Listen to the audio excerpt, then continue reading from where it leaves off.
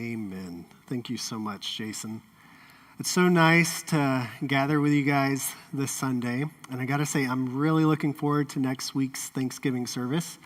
Not only for the amazing time I know we'll have outside with jumping castles and burgers and just spending some extra time together, but I'm really looking forward to hearing the testimonies, the stories of what God has been doing in the lives of Sunrise.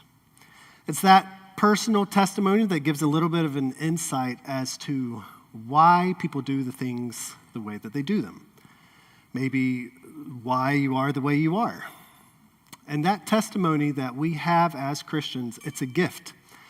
It's a story of how your life has not just been one static moment or photograph of a certain event, but a moving story, like a movie of how God's hand has been with you and how you are not the same person that you used to be. Now, about 2 months ago, I preached a message on Paul sharing his moving story or testimony. And Paul had a radical story. I want to show a picture of an event in Paul's life when he was a young man. Now, this picture is of the stoning of Stephen. And you see Stephen is down at the bottom. And there's men that are about to end Stephen's life. And Paul is actually located up at the top.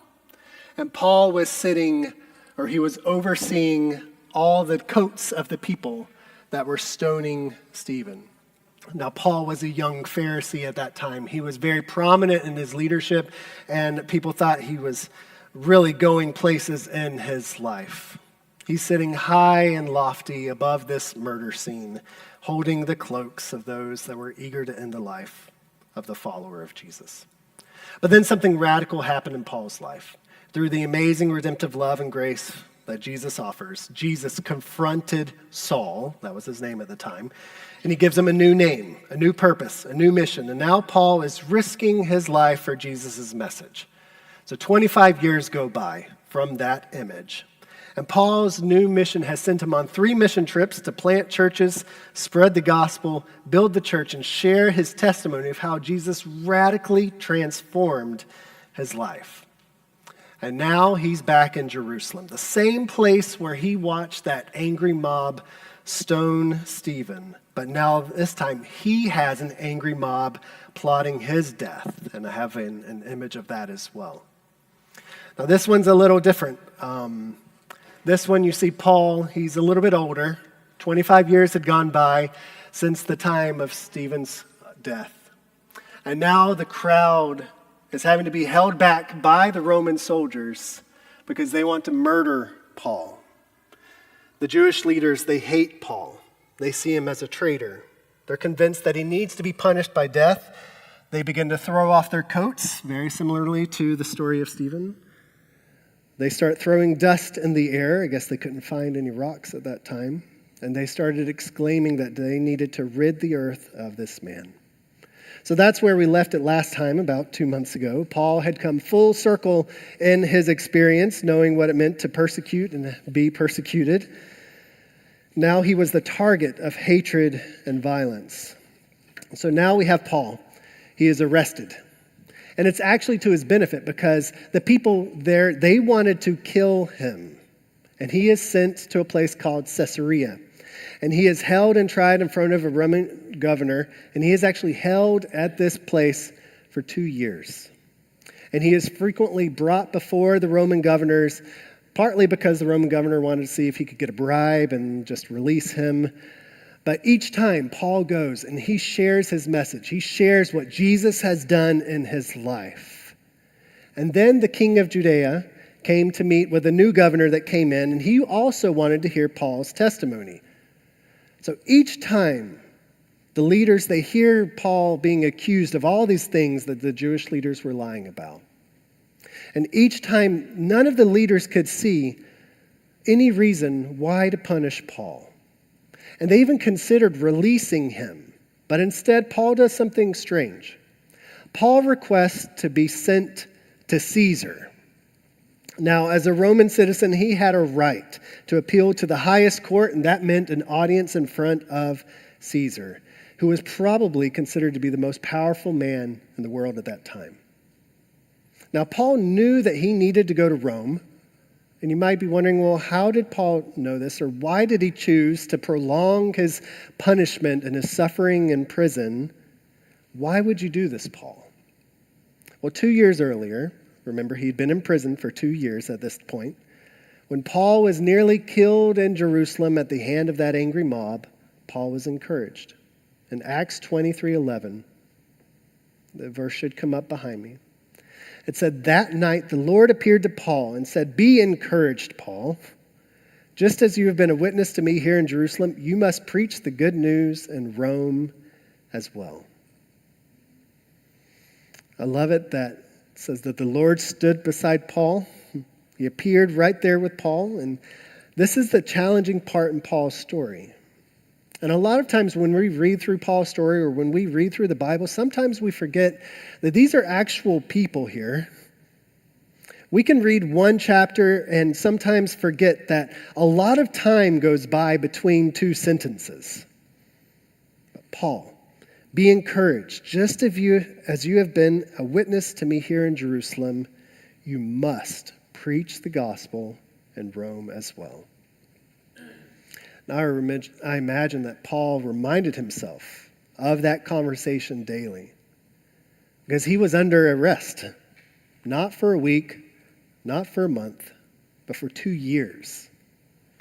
And he was in Caesarea, and after God told him, "No, Paul, you must go to Rome," he was waiting a lot. And church, I think there's a lesson here just in that moment. I think we need to learn to be patient for the Lord's timing. We need to be patient and understand that the Lord works in ways that sometimes we're not able to see. But at the same time, we must be ready to jump when you're called to jump. So here we're going to pick up Paul's story in Acts 27. And before we kind of jump into that story, I want to put up a map. And it might be a little hard to see from where you are. But down here at the bottom, where it says Judea, there's a city above that. That's where Jerusalem is. He was taken to Caesarea. That's where he spent prison. He was in prison for 2 years there. And I'm going to start reading just this first verse, and then I'm going to show you a few more things on the map. It says, "When the time came, we set for Italy, and Paul and several other prisoners were placed in the custody of a Roman officer named Julius, a captain of the imperial regiment." I'm going to summarize verses 2 through 6, and it tells how they jumped from port to port. And you kind of see how they jumped around. They went up to a place called Sidon, and Paul was very fortunate that the leader at that time, Julius, the captain of the imperial regiment, he was very kind to Paul. He allowed him to go visit friends, and there was something with that relationship there that Paul was able to really benefit from. Now, Paul knew, and as we see in the story, that this was not a wonderful time to sail.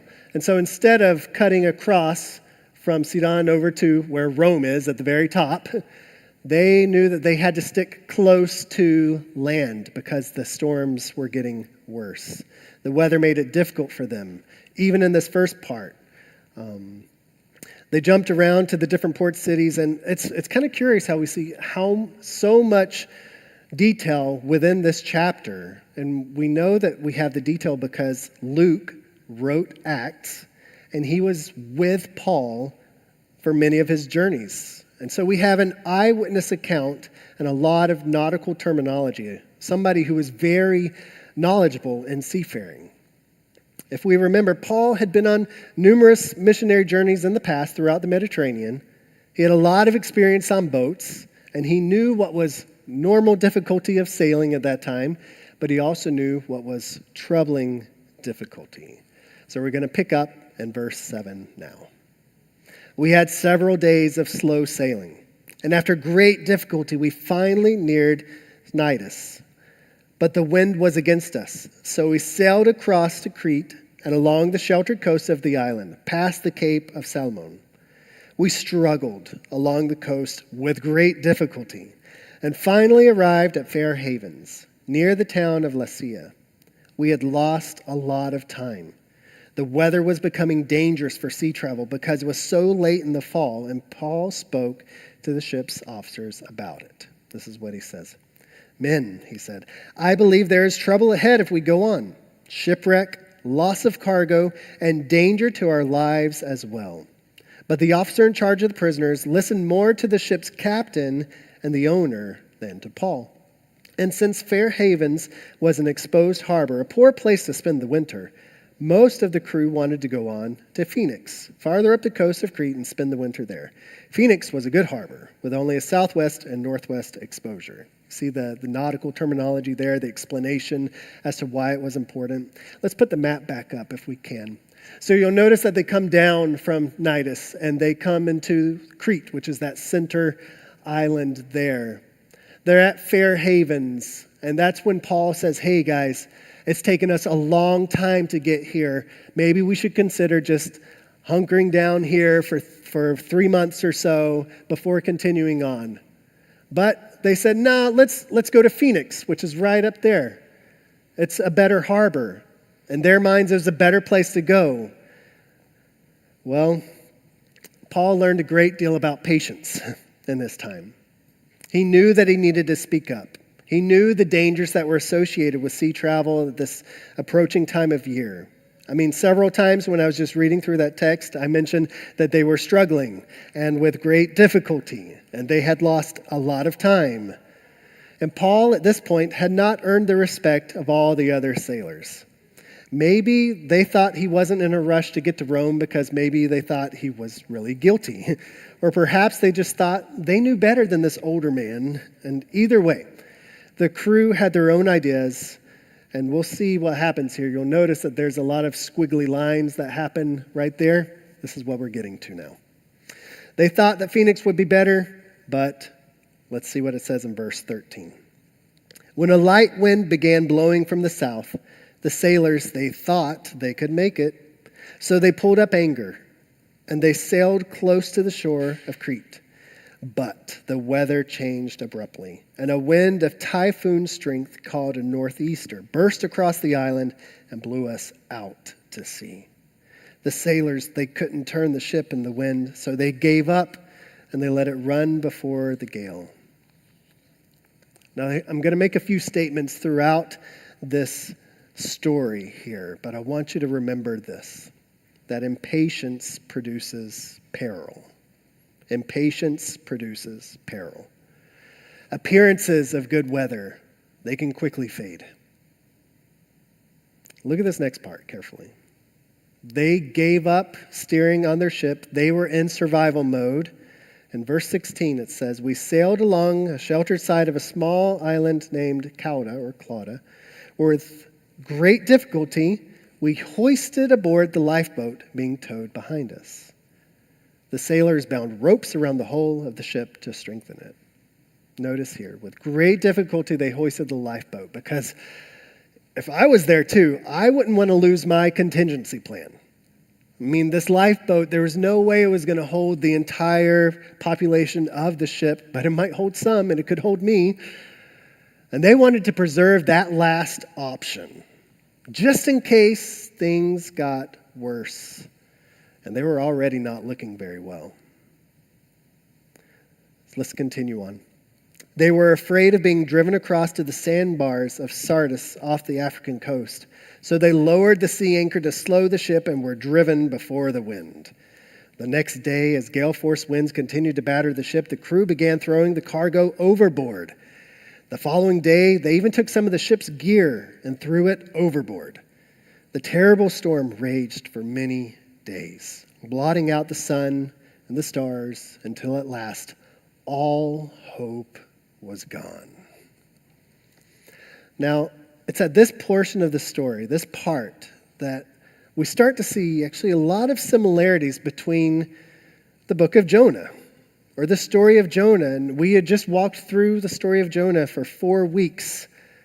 And we start to see how, and similarly, all hope is gone. All the non-essentials go into the water. What good was their cargo if they didn't survive the journey to where they were supposed to go? So let's pause real quick and let's compare these two stories. Now we have Jonah and we have Paul. Similarly, Jonah and Paul are both sent to the ruling enemy over the people. Or at that time, Nineveh was the enemy of the people. And in Paul's time, Rome was the enemy. They were the governing leaders, and they were pretty abusive in their power. Here we see Jonah, he sails in the opposite direction, but Paul does not. Paul actually submits, and he even pursues imprisonment. He pursues difficulty. He pursues something that nobody here today would say, let's do that. Let's decide to be a prisoner, just so that he can go to accomplish what God had called him to do. There's a terrible storm, and the crew throws all the cargo overboard, and the same thing with Paul, except there's a typo there, I'm sorry.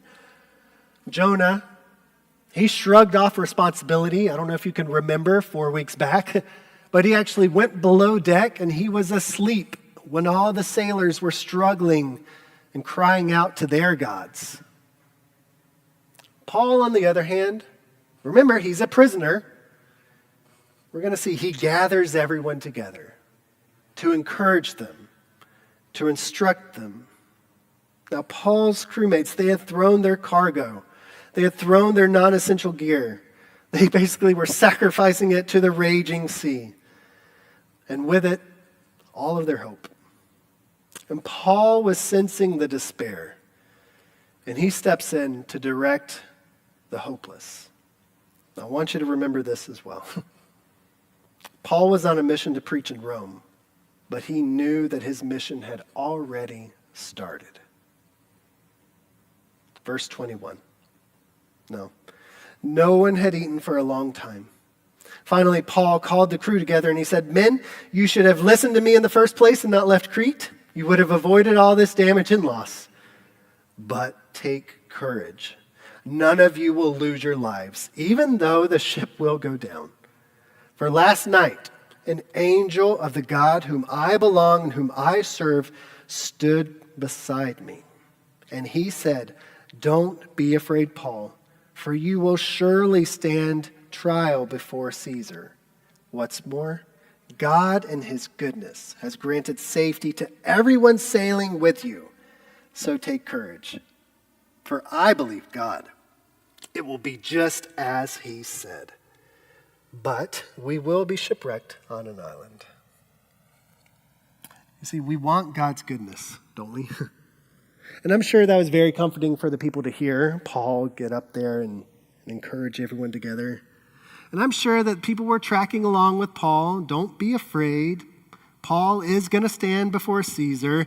There will be safety for everyone on board. Take courage, believe it, and it will happen just as God said, and we will be shipwrecked. And I'm sure some of those paused right there and said, "Wait a minute, Paul.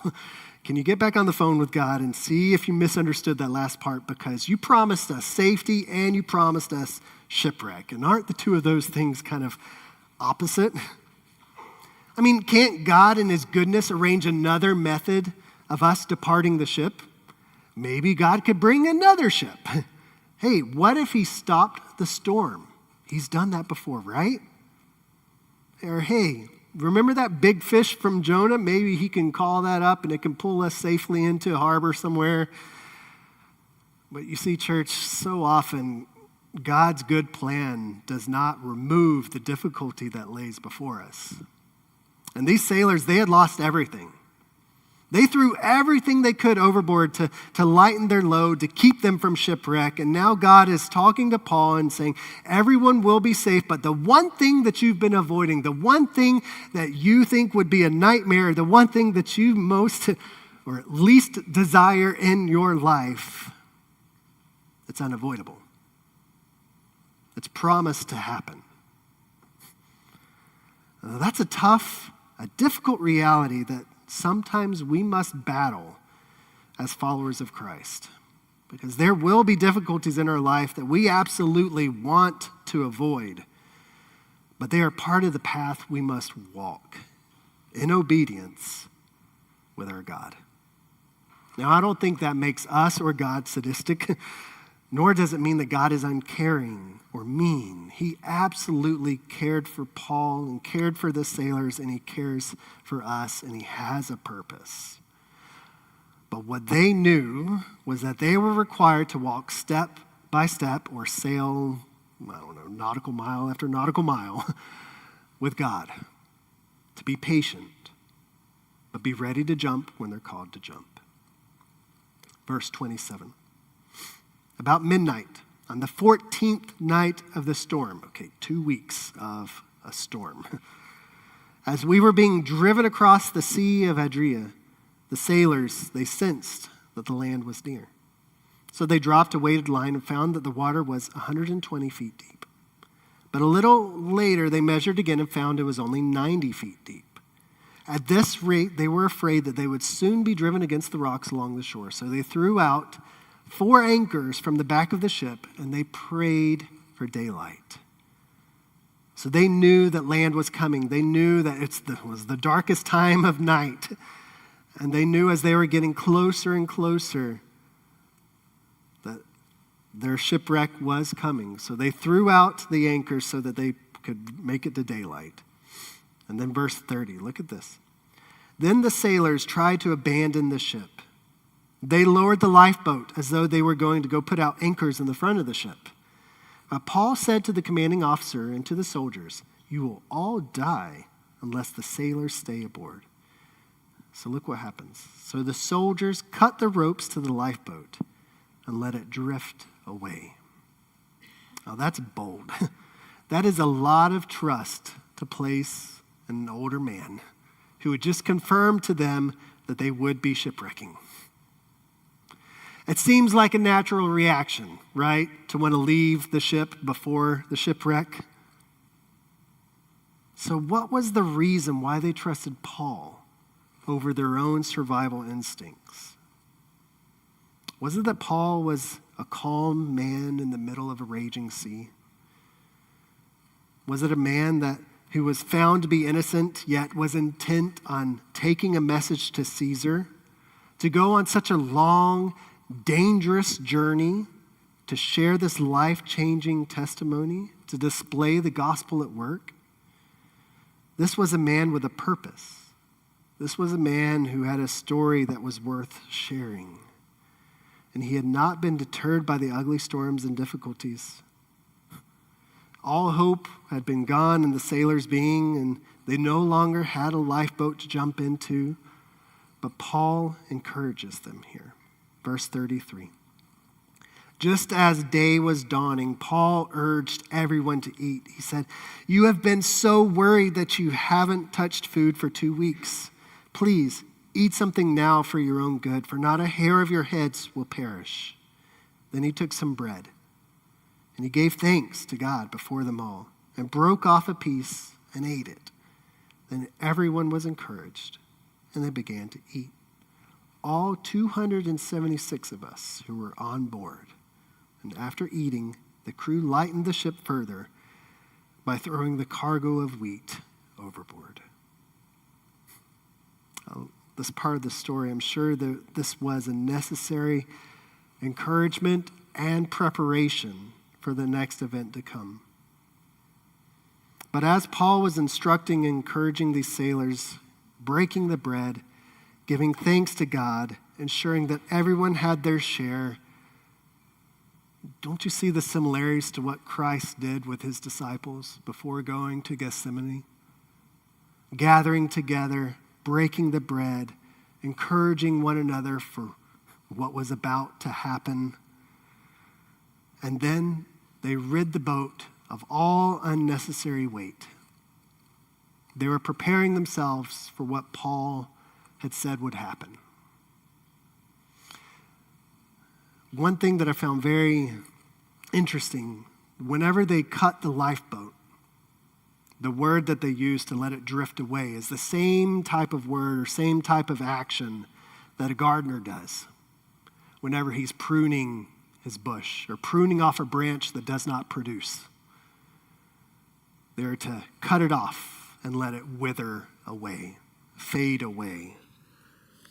If it's not productive, if it's not helpful, then get rid of it. Verse 39. When morning dawned, they didn't recognize the coastline, but they saw a bay with a beach and wondered if they could get to shore by running the ship on ground.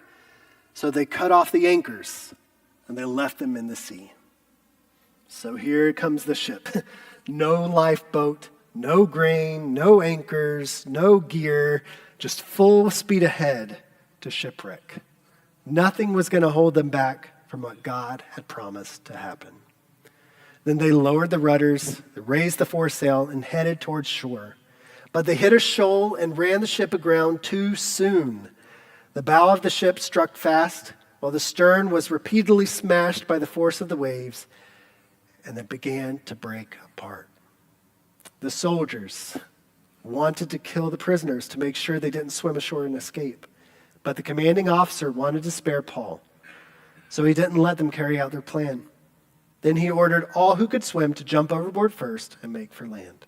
The others held on to planks or debris from the broken ship, so everyone escaped safely to shore.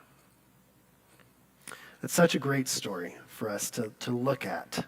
And God's provision, God's direction, the patience that we must have at times. I want to share another little snapshot of the story. And as you can see, I guess this is the artist's depiction of what happened. Paul is there with the Roman soldiers, and you see in the sea we have both soldiers and prisoners. And I can imagine in the middle of a storm, trying to get everyone to shore.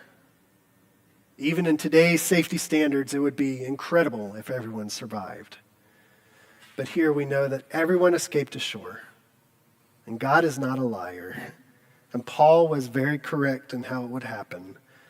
And in the chaos of the boat breaking apart and the soldiers realizing that they were going to have another mission than to try to keep all the prisoners together, they decided, well, maybe we should kill all the prisoners. But the Lord had been working in the heart of the commanding officer. And it made me wonder, why did that commanding officer defend Paul like he did? Was it the moments that Paul shared with him? Maybe the commanding officer had spent time with Paul in the 2 years that he was held prisoner. Maybe he needed that time to see Paul's character, to see Paul's reactions in the middle of chaos, to know that there's something different about this man. He must be protected. And so because of that, Paul and the other prisoners were all saved. 276 sailors, mixed of soldiers, prisoners, they all survived the shipwreck because they were willing to heed Paul's instructions, even when it seemed counterintuitive. And that's a great story. That's as far as we're going to really take it today, just to not leave you wondering what happened. Paul and his marooned soldiers, they would spend 3 months on this island called Malta. 3 months there. And remember, Jonah was in the belly for 3 days. But in that island, Paul would heal the sick. And it was an incredible example of God's grace reaching the Gentiles. And then Paul would then go on to fulfill God's instructions to preach in Rome, to meet with Caesar. God is faithful to complete what he has promised. But before we pack up and go home, I want to bring forward a few points to take home with us. Now I'm going to have 4 statements and 4 questions. Okay? 4 statements and 4 corresponding questions for us to ask ourselves. We can ask ourselves here now, but also take these with you to lunch, take these with you on for the drive back home. And I want you to really consider what I'm about to say. The first statement that I like to make is that it is okay to wait if you are waiting on the Lord. I actually would say it is good for us to wait if you're waiting on the Lord. It is to your benefit to wait if you're waiting on the Lord. It is a blessing to wait if you're waiting on the Lord, because the Lord is in control. And waiting, it can come in various forms, various ways, but in the waiting, welcome the time to deepen your roots with the Lord. Further your dependence on Him. Don't waste that time that God has allowed you to have to wait and to plant roots and to spend time with Him. He knows what's right for you. So I would like you to ask yourself, what are you waiting on the Lord to do? What is the goal, not just that you have placed on God and say, Lord, I want to be a billionaire, but what has the Lord specifically designed you to do? Who has He made you to be? What is the goal? I want you, each one of us, to just clarify what it is that we're waiting on the Lord to do. If you've never asked the Lord this question, this is a great time to ask. Lord, what is it that you'd like me to do? Think of that. The second statement, I already said it earlier, but impatience produces peril. Now, opportunities do come up. It looked like a wonderful opportunity for the sailors that a nice south wind was blowing in the direction where they wanted to go. But we should ask the Lord how to proceed and remember His instructions. Now, Paul knew that he needed to go to Rome, but he was willing to wait out the poor sailing season. And remember, the sailors almost abandoned their ship far from land in that lifeboat when they would not have survived in that lifeboat. It was too far from land. They would have sunk. And that lifeboat was a temptation preventing them from reaching their God-given directive. So the question that I want us to ask ourselves now is, what lifeboats do we need to cut out of our life today? These are temptations for shortcuts. These are temptations for us to not actually experience and bring before the Lord what we really need to bring before Him. These are coping mechanisms that we have, or contingency plans, instead of just surrendering to the Lord. What do we need to cut out of our life today that's not producing fruit? And what do we need to let just drift away? The third statement is that you are on mission now. We're not always in control of our circumstances. Don't give up, but be encouraged by spending time with the Lord. And here we invite others into our story. Paul had a directive from the Lord. Go to Caesar, go to Rome, preach in Rome. But he knew that his mission started earlier than that. It started with the sailors, potentially the guards, those that lived on Malta where the shipwreck occurred. Those people needed to hear Paul's story too. So who can you encourage now, even though you haven't reached your goal yet? How can God use you today? Where has God placed you, and how is He working so that you have the opportunity to share your story, the story of how God has been working in your life with others? And finally, your life is a testimony. It's a moving picture of God's goodness. Now, Paul, remember, he showed radical change in his life. And each one of us should live lives that are different than how they were before we knew Jesus. And I showed you 3 snapshots of Paul's life. Let's look at those again. Now, obviously, these are different artists, and we don't know how it actually looked, but notice how Paul's position changes. From an honored and respected young man to a middle-aged man that is hated by his own people to a shipwrecked prisoner.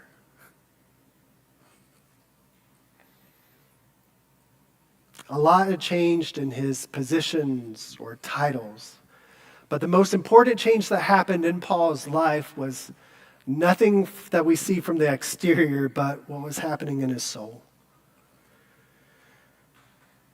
If we are unchanged in how we view God, how we view ourselves, and how we view others, then I'm afraid we must ask ourselves, do we truly understand the gospel? Because the gospel changes us. The gospel will require us to live our lives differently than how we lived before. So our final question that I'd like to ask is, how are you different than how you used to be?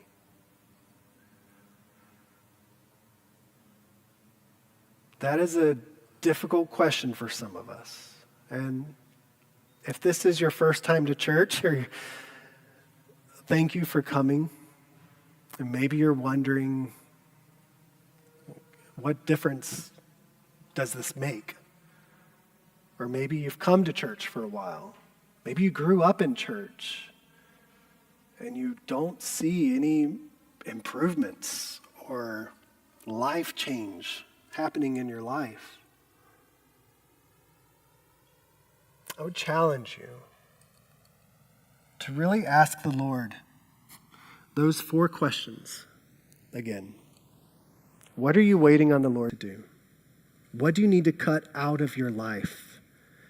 How can you encourage others now? There's no magical formula to follow. And we see from Paul's example, there's so many other stories to talk about with Paul, how he just made a decision to follow Jesus.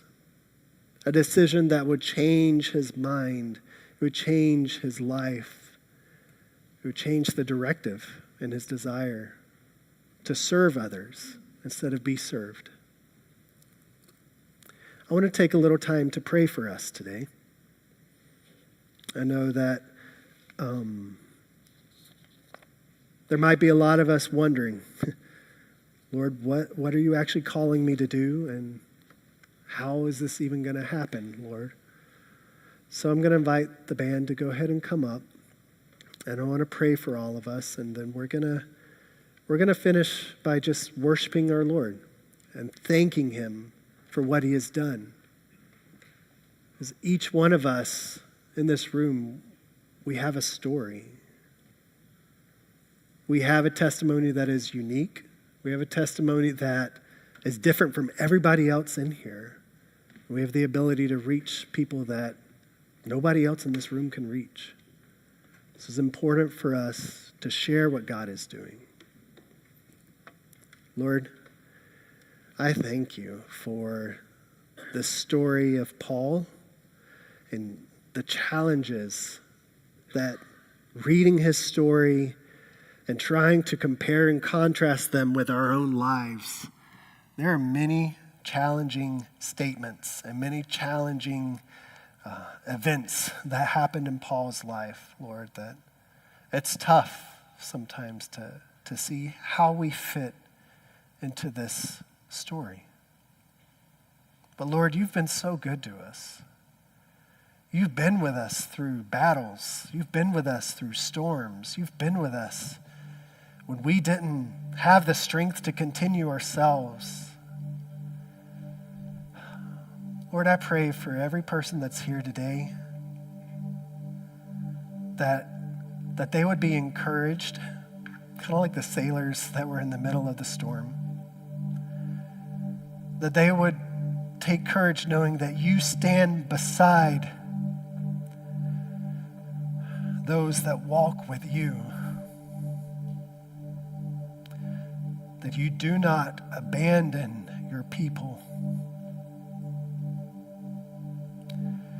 There are times when we must learn patience and times when we will go through events in life that were not in our plan. But Lord, we, even just in examining this story of Paul and seeing how many things went wrong in his life, Lord, you are over all.